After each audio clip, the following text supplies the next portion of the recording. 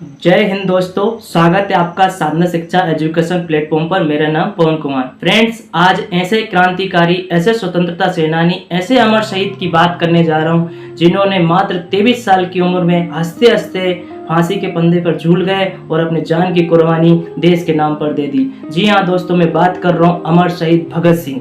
भगत सिंह का नाम सुनते ही आज के युवाओं में सिर्फ यही ख्याल आता होगा कि उन्होंने बम धमाकों से या गोलीबारी से या अपने आक्रामक तरीके से आज़ादी दिलाने में अपना अहम रोल अदा किया। माय डियर फ्रेंड्स, उन्होंने धमकाने के साथ साथ में उनका कहना था कि किसी बम धमाके या आक्रामक तरीके से आज़ादी नहीं मिल सकती, बल्कि विचारों की क्रांति से आज़ादी मिलेगी, यानी विचारों में क्रांति होना चाहिए। तो उनकी जो विचारधारा थी, युवाओं को इकट्ठा करना, उनके अंदर जोश भरना देश प्रेम के लिए, देश की आज़ादी के लिए। तो उनका मेन कहना यही था कि क्रांतिकारी विचार लाओ और अंग्रेजों के खिलाफ लड़ो। तो माय डियर फ्रेंड्स, और भगत सिंह कोई सिर्फ आक्रामक तरीके से ही नहीं थे, वो काफ़ी पढ़े लिखे थे, एजुकेशन में काफ़ी बिलीव करते थे। उन्होंने जेल के दौरान भी कम से कम 300 किताबें पढ़ी और 3000 से ज़्यादा लेख लिखे।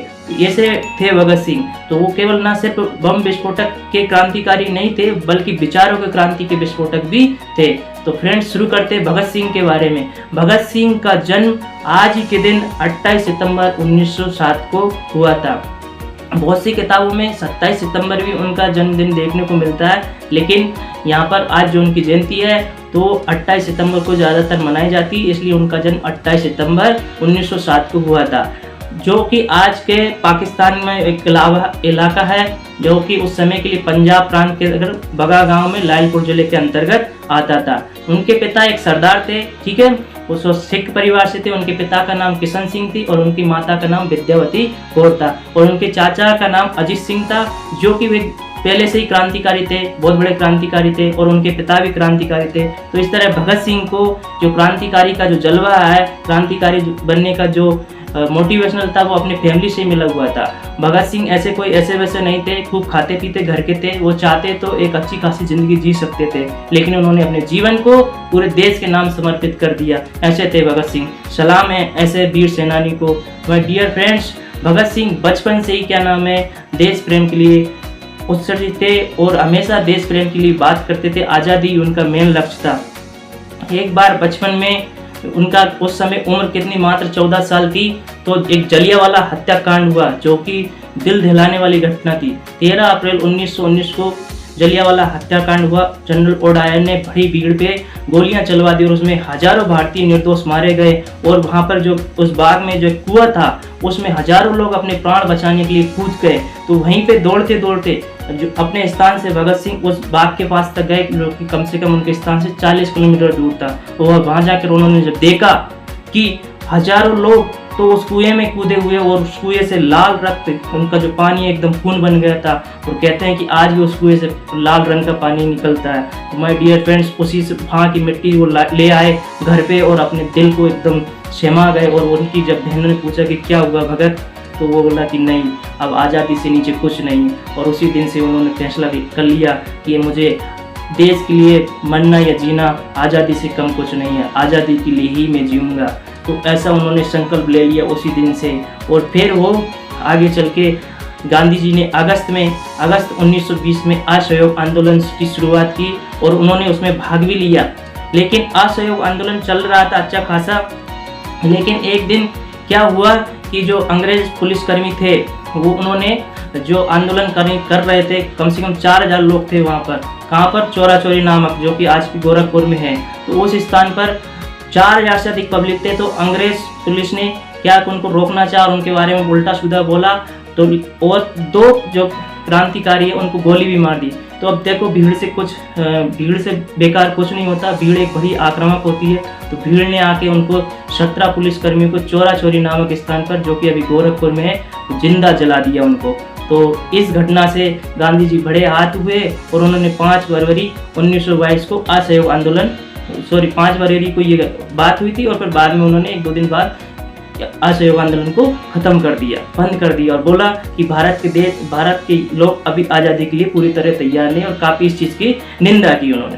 तो ठीक है, फिर बाद में भगत सिंह को रियलाइज हुआ कि ऐसे बात बनेगी नहीं है, गर्म दिल के लोग अलग है, नरम दिल के लोग हैं।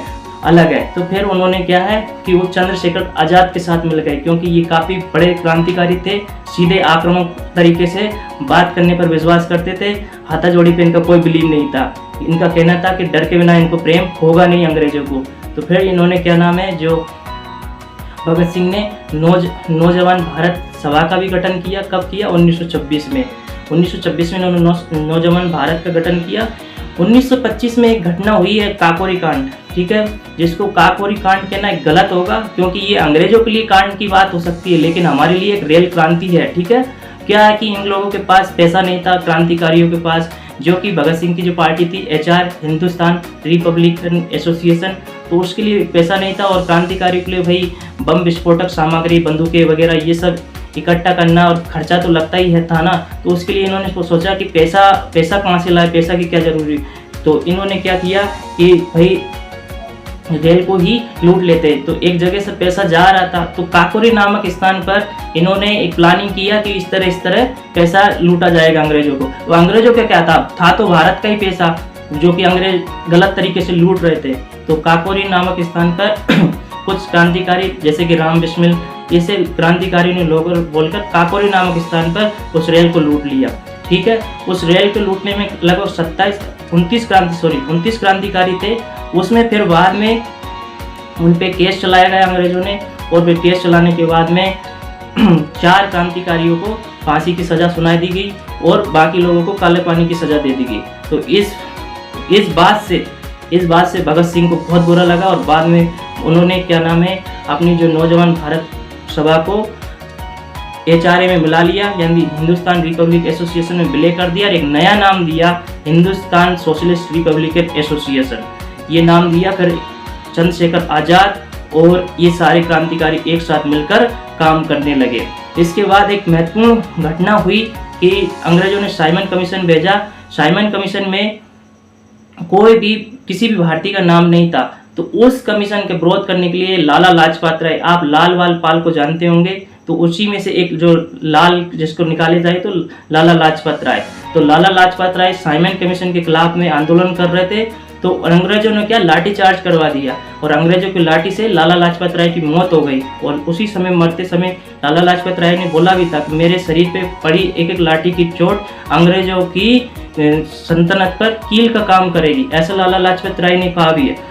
अक्टूबर में लाला लाजपत राय के अंग्रेजों की लाठियों की पीटने से जब मौत होने पर भगत सिंह, चंद्रशेखर आज़ाद और भी क्रांतिकारियों को बहुत बुरा लगा। उनके मन में आया कि 30 से 35 करोड़ भारतीय होने के बावजूद भी अंग्रेजों के कुछ लोगों ने हमारे लाला लाजपत राय को सिर्फ लाठी से पीट के मार दिया, शर्म आनी चाहिए, ऐसा उनके मन में गिलानी आई। भले ही लाला लाजपत राय और चंद्रशेखर आज़ाद भगत सिंह की विचारधारा मेल नहीं खाती थी, लेकिन थे तो भारतीय। तो उन्होंने लाला लाजपत राय की मृत्यु का बदला लेने के लिए मन में विचार किया और एक योजना बनाई। उन्होंने बोला कि जिस अंग्रेज सिपाही यानी अंग्रेज पुलिस अधिकारी की वजह से लाला लाजपत राय की मौत हुई, उनको जरूर मारेंगे, ऐसा उन्होंने ठान लिया।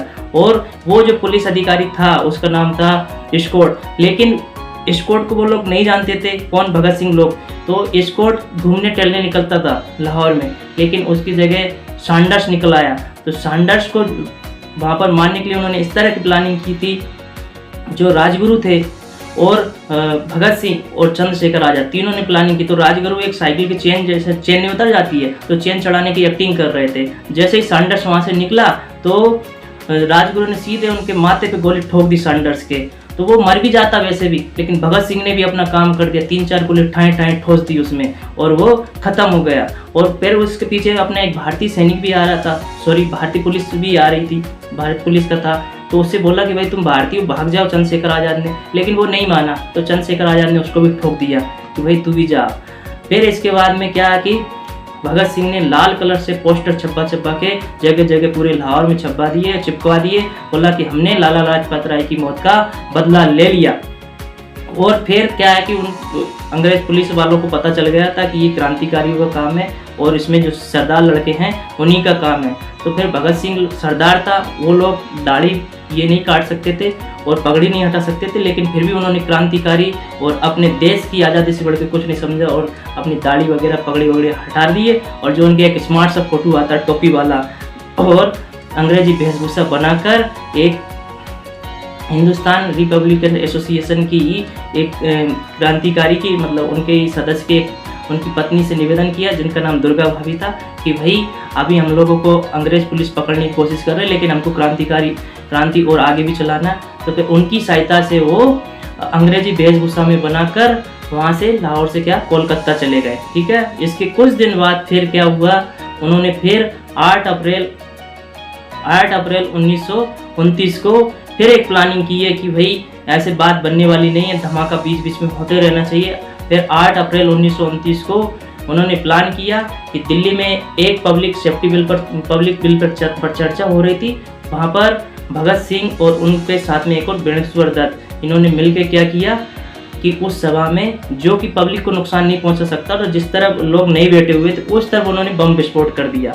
अब बम विस्फोट करने के बाद वो लोग वहां से भागे नहीं, चाहते तो भाग जाते आराम से, उनको इतना मौका मिला था, लेकिन सिर्फ धुआं निकला जिससे किसी को नुकसान नहीं पहुंचा। और उन्होंने बम विस्फोट करने के बाद उनका ये भी बोला था कि हमें किसी को मारने या जान से मारने की कोई मतलब नहीं है, हमको सिर्फ आज़ादी दिलाने से बात है, और लोगों को इनको अंग्रेजों को डराने के लिए धमकाना बहुत ज़रूरी है। तो ऐसा उन्होंने बोला था। और फिर वो वहाँ से भागे नहीं और नारे लगाते रहे, इंकलाब जिंदाबाद, इंकलाब जिंदाबाद, इस तरह नारे लगाते रहे, और वो फिर गिरफ्तार हो गए। इसके बाद गिरफ्तार होने के बाद फिर उनके जो एक और साथी था बेणेश्वर दत्त, उसको तो काला पानी की सजा दे दी और भगत सिंह को जेल हो दी। और फिर बाद में इन पे केस मुकदमा चलता रहा। फिर 26 अगस्त 1930 को इनके ऊपर इनको दोषी करार ठहरा दिया गया। फिर बाद में 7 अक्टूबर पे इनको फैसला सुनाया गया कि भाई 68 पेजों का एक फैसला आया कि ये बम विस्फोट के दोषी है। फिर इनके जो अन्य साथी थे सुखदेव, राजगुरु और भगत सिंह, तीनों को फांसी की सजा सुना दी गई। लेकिन थोड़ा सा जेल की इनकी चर्चा कर लेते हैं। ये जेल में भी नहीं माने, जेल में भी क्रांति फैला दी और आंदोलन कर डाले, क्योंकि जेल में क्या कि दो तरफा व्यवहार किया जाता था। जो हमारे भारतीय स्वतंत्रता सेनानी या क्रांतिकारी थे उनको जब वो अरेस्ट कर लेते थे तो उनके साथ दूसरा व्यवहार किया जाता था, क्योंकि दूसरा व्यवहार ना तो खाने की व्यवस्था, खाने में चूहे वगैरह घूम रहे, ना पढ़ने की व्यवस्था, ना सोने की व्यवस्था, पूरी तरह से बेहाल था वहाँ पे। और जो जबकि अंग्रेजों के जो मुलजिम लोग थे उनके साथ बढ़िया व्यवस्था थी। तो ये स्थिति भगत सिंह ने जब देखी, बोला ये तो कमाल है। तो फिर ऐसे में भगत सिंह ने भूख हड़ताल कर दी और कहते लगातार 64 दिन तक भूख हड़ताल की। लेकिन उस भूख हड़ताल में जब तक उनकी भूख हड़ताल तोड़ने के लिए अंग्रेजों ने बहुत प्रयास किए, पानी के मटकों में पानी की जगह दूध डाल दिया ताकि उनकी भूख हड़ताल टूट जाए, लेकिन भगत सिंह नहीं हिले और भगत सिंह ने अपनी भूख हड़ताल को निभाया। हालांकि उनके जो साथी थे, एक यतीन्द्र दास, जो 64 दिन की भूख हड़ताल में 63 दिन में उनकी हालत बहुत गंभीर हो गई थी और फिर बाद में वो शहीद हो गए थे। तो माय डियर फ्रेंड्स, लेकिन भगत सिंह ने उनकी पूरी भूख हड़ताल पूरी की और अंग्रेजों से अपनी बात को मनवा लिया। फिर सारी व्यवस्थाएं ठीक हुई। तो इसके बाद में फिर जो उनकी फांसी को होनी थी, लेकिन उनको फांसी एक दिन पहले ही 23 मार्च 1931 को ही दे दी। और वो कितने से है, शाम को 7:33 पे, यानी कि 24 मार्च 1931 को सुबह उनकी फांसी होना थी। लेकिन क्या है कि उन्होंने उस फांसी को 11 घंटे पहले ही कर दिया। कितने बजे? 23 मार्च 1931 शाम को 7:33 पर। और फ्रेंड्स, इन्होंने ऐसा इसलिए कहा कि भगत सिंह की लोकप्रियता बहुत ज़्यादा बढ़ गई, युवाओं में बड़ा ही आक्रोश था। लाहौर में धारा 144 लगा दी गई थी। बोला कि भगत सिंह की फांसी के समय कहीं भगदड़ न मच जाए और भारतीय लोग हमको मार ना डाले। अंग्रेजों ने ऐसा इसलिए सोचा और फिर उन्होंने एक दिन पहले ही उनको फांसी दे दी। फांसी देने से पहले जब उनको जेलर बुलाने आया कि चलो अब फांसी पे चढ़ो, तो उन्होंने बोला कि अभी रुक जाओ, थोड़ा सा देख नहीं रहे हो, क्योंकि उस समय वो लेनिन नाम की किताब पढ़ रहे थे और वो किताबें पढ़ने के इतने शौकीन थे कि उन्होंने जेल के दौरान 300 से अधिक किताबें पढ़ डाली और 3000 से ज़्यादा लेख लिख डाले थे। ऐसे थे क्रांतिकारी। सिर्फ उन्होंने यही बोला था कि बम धमाकों से कुछ नहीं होगा, बल्कि विचारों की भी क्रांति लाना पड़ेगा। ऐसे महान थे भगत सिंह। फिर उन्होंने जब उसने बोला जेलर ने कि चलो अब आपको चलना है फांसी के लिए, तो उन्होंने बोला कि तुम देख नहीं रहे हो, एक क्रांतिकारी को दूसरे क्रांतिकारी से मिल तो लेने दो। फिर उन्होंने कुछ लाइनें पढ़ने के बाद और अपनी किताब को छत की तरफ उलार दिया और बोला चलो, और हंसते हंसते चले।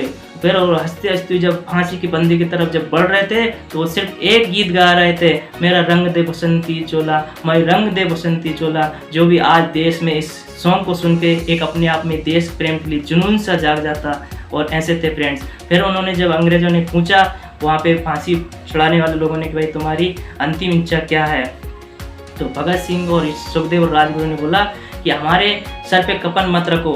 तो उन्होंने बोला कि ऐसा नहीं होगा, तो बोला कि हमारे हाथ खोल लो। और फिर वो तीनों गले मिले और हंसते हंसते फांसी को फंदे को चूम कर, आज मौत के नाम से हम लोग डर जाते हैं, लेकिन क्या नाम है, हंसते हंसते देश के नाम अपने प्राणों की आहुति देती है। धन्य ऐसे वीर जवानों को, धन्य है भगत सिंह जैसे लोगों को, सुखदेव जैसे लोगों को, राजगुरु जैसे लोगों को। माय डियर फ्रेंड्स, वो फांसी देने के बाद भी अंग्रेजों का मन नहीं भरा। फिर ये जानकारी आपको बहुत कम देखने को मिली होगी। फिर उन्होंने क्या बोला कि बोला इनके जो पार्थिव शरीर है इनसे भी कहीं आंदोलन ना हो जाए। तो फिर वो क्या नाम है, उनके जो भगत सिंह का शरीर लेके फिरोजपुर की साइड चले गए और उसको घी से जलाने की बजाय मिट्टी के तेल से जलाने लगे। फिर लेकिन वहाँ पे कुछ लोगों ने देख लिया और फिर भी क्या नाम है, अंग्रेज लोग उसको उनके शरीर पार्थिव शरीर को सतलज नदी में फेंक रहे थे। तब वहाँ पे उनको उनके शरीर को छुड़ा लिया और फिर भगत सिंह का विधि पूर्वक अंतिम संस्कार किया गया। तो ऐसे महान क्रांतिकारी और अमर शहीद भगत सिंह थे माय डियर फ्रेंड्स। लेकिन फिर भी ऐसे वीर सेनानी को, ऐसे महान पुरुष को भी अमर शहीद का दर्जा नहीं मिला। सरकार आज भी अंग्रेजी जो किताबें हैं उसमें उनको एक आतंकवादी जैसे नीच शब्द का दर्जा दिया जाता है। तो वो अंग्रेजों की बात अलग है, लेकिन हमारे भारत देश में उनको शहीद का दर्जा नहीं मिला। लेकिन कोई बात नहीं, भगत सिंह अमर शहीद थे, सभी के दिलों में उनका जो रिस्पेक्ट है शहीद के नाम से ही निकलती है। तो ऐसे महान विचारक, महान क्रांतिकारी और अमर शहीद भगत सिंह को कोटि कोटि प्रणाम और उनकी जन्म जयंती पर बहुत बहुत आप सभी को लोगों को शुभकामनाएं। ठीक है फ्रेंड्स, जय हिंद, जय भारत।